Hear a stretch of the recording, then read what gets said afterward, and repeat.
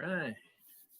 Okay, starting live video here. We'll get started in a few seconds. We'll give everybody a chance to log in. Welcome to Happy Hour devotion for Thursday, November 19th.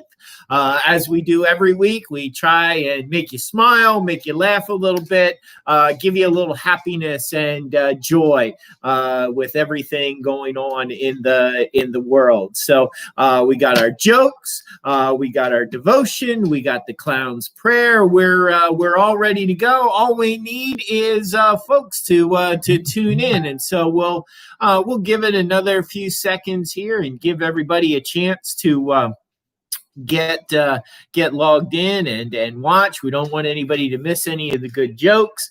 Yeah, hope everybody's doing well. Hope you had a nice day. It was a cold morning here in Montoursville and Williamsport, but it warmed up nicely this afternoon. So, well, I think we're going to get started. I'm showing 4:02 on the computer clock, so I think we're going to get started.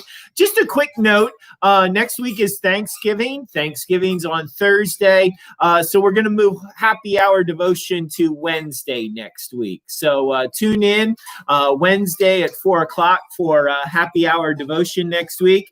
And since it's Thanksgiving, we're going to look to do Thanksgiving themed jokes next week. So Wednesday at 4 o'clock for Happy Hour devotion next week.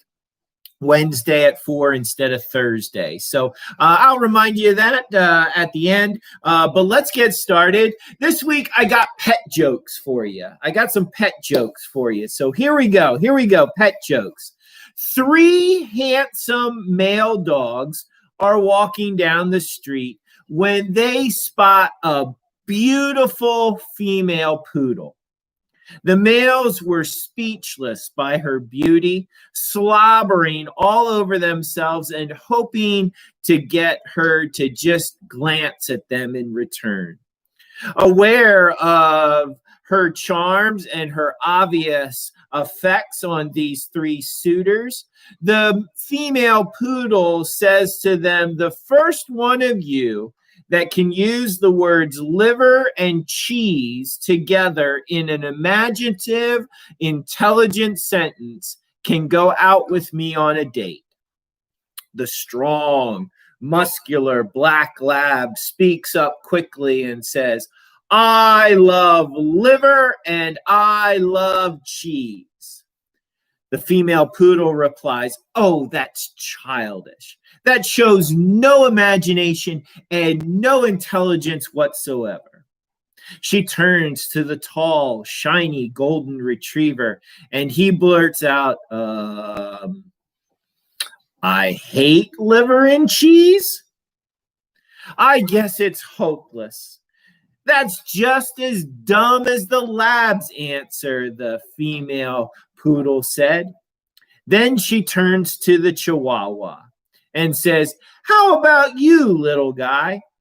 The Chihuahua gives her a smile and a wink and turns to the golden retriever and the lab and says, "Liver alone, cheese mine." The cable company technician was given specific instructions before entering the house about the woman's 2 pets. "The Rottweiler won't hurt you," she said, "even though he licks fierce. But whatever you do, don't talk to the parrot."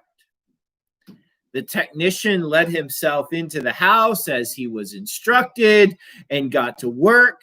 The dog just laid there quietly on the carpet, but the parrot mocked him mercilessly the whole time. "Wow, you're fat," the parrot would say. "Hey, fatso, you couldn't change the batteries on a flashlight, let alone fix the cable and the internet." Before long, the technician had enough.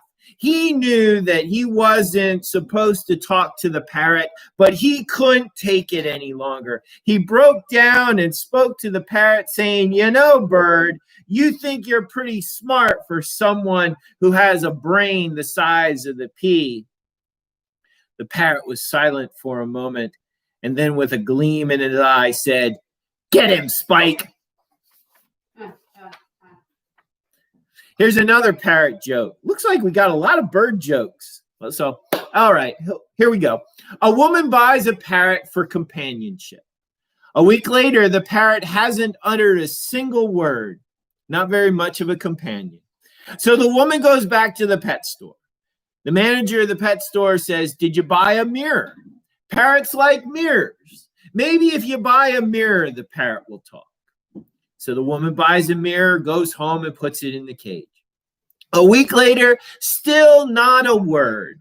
She's still lonely. This parrot that she bought for companionship hasn't talked to her. She's still lonely. She goes back to the pet store. The manager says, "Do you have a ladder?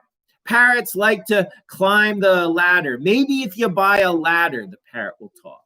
So the woman buys a ladder, goes home, and puts it in the cage. A week later, Polly the parrot is still silent.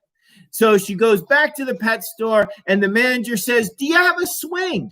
Parrots like to swing. Maybe if you buy a swing, the parrot will talk." So the woman buys a swing. She goes home, puts a swing in the cage. A week later, still nothing. And in fact, the woman finds the parrot lying on the floor in the cage. And it looks like he's trying to whisper something. So she puts her ear really close and she hears the parrot whisper, "Don't they sell food at the pet store?" A woman was walking past the pet store when a parrot in the window said, "Hey, lady, you're ugly." The lady was furious, but she continued on her way. On her way home, she passed by the pet store again, and the parrot again said, "Hey, lady, you're ugly." Incredibly upset, the woman went inside the store and complained to the manager. The manager apologized and promised he would make sure that the parrot never said those words ever again. The next day, the woman deliberately went out of her way to walk by the pet store and test the parrot. She walked by the window, and the parrot said, "Hey, lady, you know." Those are our jokes, and I can hear the spaghetti sauce boiling, so just give me a second. All right, I'm back. Had to turn it down a little bit. So, all right. Hey, here we go. Here's our devotion. This one comes from the Hebrew Scriptures, the book of 2 Chronicles, chapter 21, verses 16 through 20. And this is one of those bizarre stories. Not so much funny, but it's so bizarre, it makes you wonder, how did this story make it into the scriptures? It makes you shake your head. You really, this story, how does this story make it into the scriptures? So one of those really bizarre stories. So here we go. Chapter 21, beginning at verse 16 of the book of 2 Chronicles. The Lord aroused against Jehoram the anger of the Philistines and the Arabs who are near the Ethiopians. They came up against Judah, invaded it, and carried away all the possessions they found belonged to the king's house, along with his sons and his wives, so that no one was left to him except Jehoahaz, his younger son. After all this, the Lord struck him in his bowels with an incurable disease. In the course of time, at the end of 2 years, his bowels came out because of the disease, and he died of great agony. His people made no fire in his honor, like the fires made for his ancestors. He was 32 years old when he began to reign. He reigned 8 years in Jerusalem. He departed with no one's regret. They buried him in the city of David, but not in the tombs of the kings. This ends the reading of the word. Thanks be to God. Ew, that's horrible. First, he's wiped out by the Philistines and the Arabs. All of his possessions are gone. All of his wives are gone. All of his children are gone, except for that one lone son that was left to him. Then he's afflicted by this terrible bowel disease, which he has to put up with for 2 years, and he dies in agony when the bowels come out of him. Then apparently this king was so disliked by the people that they don't even bury him. They don't even burn a fire to cremate him. It sounds like he just gets tossed out on the street. What a strange, bizarre story about this man and the end of his days. Now's the hard part. Now you're asking, okay, Pastor, tell us what this strange, bizarre story is supposed to teach us. What are we supposed to learn from this passage? Well, I just think it's a reminder to us that how we live our lives matters.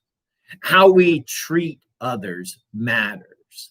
Are we mean and nasty and unkind, like apparently this king was, that nobody liked him, nobody cared about him, or are we generous? Are we understanding? Are we compassionate? Would others miss us if we were no longer? So this strange, bizarre, awful passage reminds us, is a friendly reminder that how we live our lives matters. How we treat others matters. Would we be missed by others if we were no longer in their lives? May it be so. Thanks be to God. Amen. So we'll close with our clown's prayer as we always do. Will you pray with me?